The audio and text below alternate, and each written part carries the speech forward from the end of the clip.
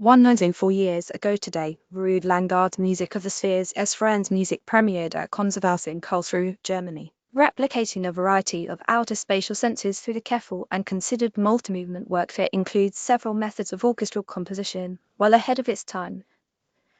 Several of the movements project a sense of vast space and distance, particularly through the positioning of a small, secondary orchestra offstage. Read more about the work and listen to it. 1921 Rued Langgaard. The piece was inspired by a line from a Danish poem translated as "The stars seem to twinkle kindly at us, yet the writing of the stars is cold and merciless." Langgard vacates much of the middle tonal range in favor of extreme basso and treble clusters. This lack of depth seems to mimic outer space. Strings repeatedly stay on single notes, rising and falling in volume as if capturing the orbit of a celestial body.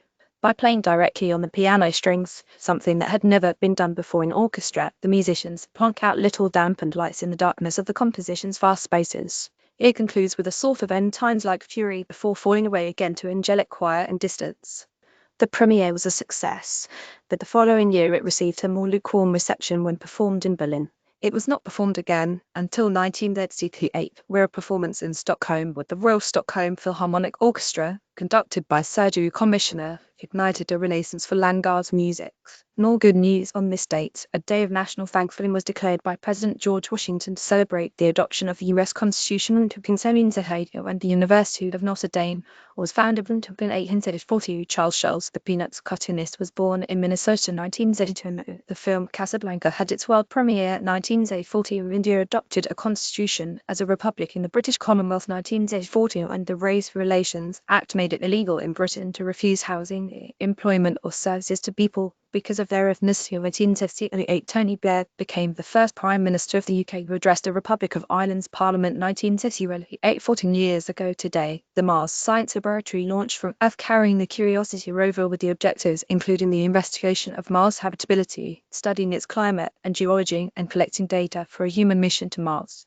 Curiosity is about twice as long and 5 times as heavy as previous Martian rovers Spirit and Opportunity, and carries over 10 times the mass of scientific instruments. The Mars Science Laboratory and Curiosity rover concept NASA report in an article on the 5 most important discoveries made by Curiosity's decade of exploring Gale Crater and Mount Sharp. NASA program scientists agree that the detection of organic molecules with Curiosity's sample analysis at Mars SAM instrument suite is one of the biggest. They also note the range of research done on the rocks in and around Gale Crater allowed scientists to get a picture of how it formed and of the age of its geology. Furthermore, SAM has also shed light on Mars' wetter past and how the planet has dried out over its history through the analysis and discovery of minerals related to wet environments. SAM has also provided evidence and detailed analysis of fixed nitrogen in the form of nitrate rocks and variable methane levels in the near-surface atmosphere.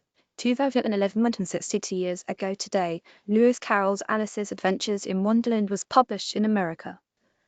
Since that day, the founding book of the nonsense genre has never been out of print and has been translated into 174 different languages. Its legacy covers adaptations for screen, radio, art, ballet, opera, musicals, theme parks, board games, and video games. Carroll published a sequel in 2018 entitled Through the Looking Glass, and a shortened version for young children, The Nursery Alice, in 2018.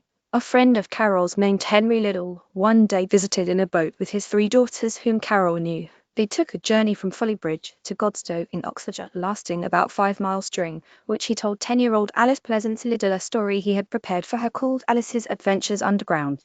Carroll had told stories for Alice before, but this one was the first one she had ever asked him to write down for her. She would get a manuscript 2 years later. The published version of Alice's Adventures in Wonderland is about twice the length of Alice's Adventures Underground and includes episodes, such as the Mad Tea Party, that did not appear in the manuscript. The only known manuscript copy of Underground is held in the British Library. 1865-69 years ago, The Price is Right game show was first broadcast. With its original host Bill Cullen and announcer Don Pardo, it became the first game show to be broadcast in colour. Contestants competed to win cash and prizes by guessing the price of merchandise, bidding as close to a product's actual retail price without going over. The show was cancelled in 1960, but the current version was revived in 1960 with Bob Barker as host. It became a stalwart in the daytime lineup and the longest-running game show in television history, with families nationwide watching Monday through Friday. 1976, and 86 years ago today, Tina Turner was born, the American rock and roll singer who rose out of the South where she picked cotton with her parents. LP cover her 19th century one hit, Proud Mary, began her Grammy-winning streak as the most popular female rock artist and one of the most popular solo concert acts of all time. 1939, happy 80th birthday to John McVie, the English bass guitarist, best known for his founding role in Fleetwood Mac, the band named for his surname Mac combined with that of drummer Mick Fleetwood. Playing together for over 40 years, McVie and Fleetwood are the only two members of the group to appear on every released recording. 2018 Fleetwood Mac concert by